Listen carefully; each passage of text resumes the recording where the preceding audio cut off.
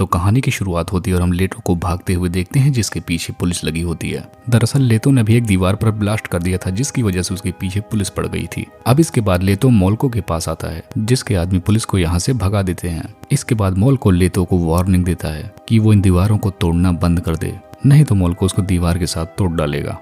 अब इसके बाद हमें डिस्को में मिस्टर वो को दिखाया जाता है जिनको कैप्टन एक लड़की के भेष में आकर गिरफ्तार कर लेता है। अब इसके बाद कैप्टन मिस्टर वो के मुंह के अंदर एक बॉम्ब रख देता है जिससे कि मिस्टर वो कुछ भी बोलने की कोशिश करे तो वो बॉम्ब उसके मुंह के अंदर फट जाए और मिस्टर वो भी उस बॉम्ब के साथ फट जाएगा। यहाँ पर हमें पता चलता है कि मिस्टर वो एक बहुत ही बड़ा क्रिमिनल होता है और इसके साथ साथ वो बहुत बड़ा ड्रग्स डीलर भी होता है जिसकी वजह से बहुत सारे क्रिमिनल्स उससे मिलने के लिए आते हैं। लेकिन कैप्टन को इस बात का पता चल जाता है, इसलिए वो लड़की के भेष में आकर उन सबको अंदर बुलाकर बेहोश कर देता है। जिसके बाद वो कैप्टन उन सारे क्रिमिनल्स को एक सीक्रेट रास्ते से नीचे फेंक देता है जहाँ पर पहले से ही पुलिस फोर्स मौजूद होती है। अब हम देखते हैं कि कैप्टन बचे हुए क्रिमिनल से फाइट करने लगता है और वहाँ से 20 मिलियन यूरो की पेंटिंग बचा कर लेकर जाते हैं। वहीं हम दूसरी तरफ समीर नाम के एक लड़के को देखते हैं जो कि सोफिया नाम की एक लड़की के लिए FM पर एक गाना डेडिकेट करता है।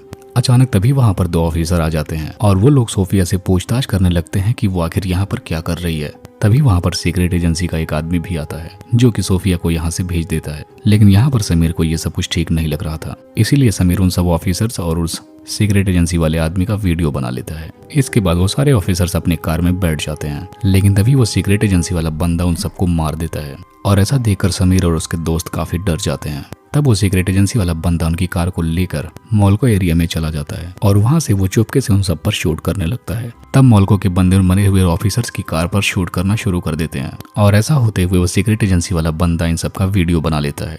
वहीं दूसरी तरफ कैप्टन के घर पर पुलिस फोर्स आ जाती है जो कि कैप्टन को गिरफ्तार कर लेती है। जिसके बाद कैप्टन उन पुलिस वालों के कमांडर से बात करता है, लेकिन तभी उनमें से एक ऑफिसर को कप्तान के घर में ड्रग मिल जाता है और इसी वजह से कमांडर कप्तान को अपने साथ ले जाने लगता है। अब दूसरी तरफ हम देखते हैं कि प्रेसिडेंट को वो वीडियो दिखाया जाता है जिसमें उन पुलिस वालों को मारा गया था।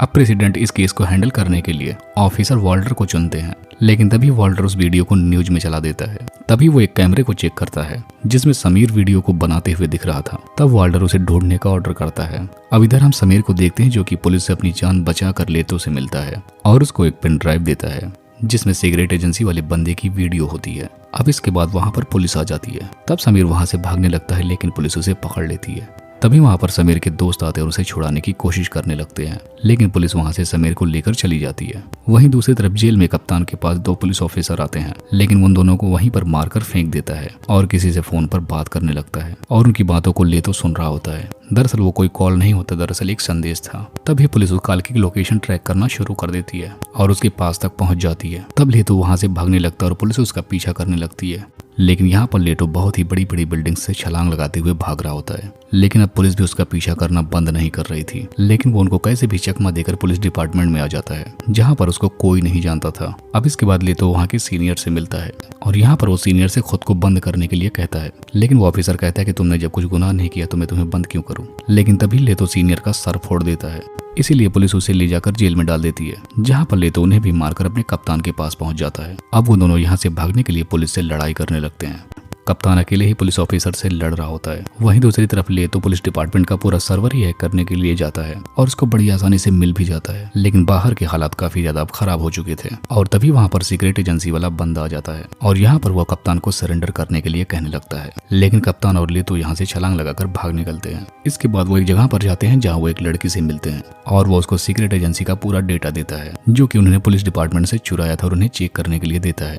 तब यहाँ पर कप्तान को पता चलता है कि वो सीक्रेट एजेंसी का एजेंट 5 सबसे बड़ी बिल्डिंग्स को उड़ाने वाला है। जिसके बाद कप्तान उस लड़की से हाथ मिलाता है और उसको अपना पूरा प्लान बताता है। जिसके बाद वो लड़की वहां पर मोल्को और अलिगा की गैंग को बुलाती है और यहाँ पर वो सारे लोगों को कप्तान अपना प्लान समझाता है। वहीं दूसरी तरफ प्रेसिडेंट वाल्टर से उन लोगों को बिल्डिंग से हटने के लिए कहता है, लेकिन बाहर कप्तान के प्लान के अनुसार वो सारे गुंडे उसी बिल्डिंग के अंदर घुसे होते हैं और प्रेसिडेंट की आर्मी से लड़ने लगते हैं। वहीं वो लड़की प्रेसिडेंट की सेना पर अकेले ही भारी पड़ रही होती है। दूसरी तरफ कैप्टन के सामने सीक्रेट एजेंसी वाला बंदा आ जाता है। तब यहाँ पर कैप्टन उसे बुरी तरीके से किक करता है जिसकी वजह से वो खड़ा भी नहीं हो पाता तभी दूसरी तरफ प्रेसिडेंट को पता चलता है कि वो पांचों बिल्डिंग सब खाली हो चुकी हैं। तभी यहाँ पर प्रेसिडेंट जल्दी से अपने प्लान को शुरू करने के लिए कहने लगता है, लेकिन तभी वहाँ पर कप्तान आ जाता है और प्रेसिडेंट को वो वीडियो दिखाता है जिसमें साफ साफ सीक्रेट एजेंसी वाला बंदा पुलिस ऑफिसर्स को मारते हुए दिखाई देता है। और ऐसा देखकर प्रेसिडेंट बिल्कुल हैरान रह जाते हैं क्योंकि इसके बारे में उन्हें कुछ भी नहीं पता होता है। तभी वाल्टर वहाँ पर आकर प्रेसिडेंट के सर पर गन पॉइंट कर देता है और उनसे वो बिल्डिंग को उड़ाने का प्लान को एक्टिवेट करवाने को बोलता है,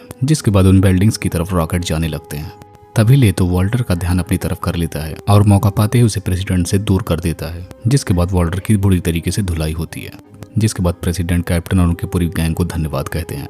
तभी यहाँ पर कैप्टन प्रेसिडेंट के सामने कुछ अपनी शर्तें रखता है जिसको प्रेसिडेंट मान भी जाते हैं और फिर प्रेसिडेंट कप्तान को पहले की तरह उसकी स्थिति दे देते हैं। जिसके बाद प्रेसिडेंट यूएस योजना को निष्क्रिय कर देते हैं और इसी को दिखाते हुए इस मूवी का यहीं पर एंड हो जाता है।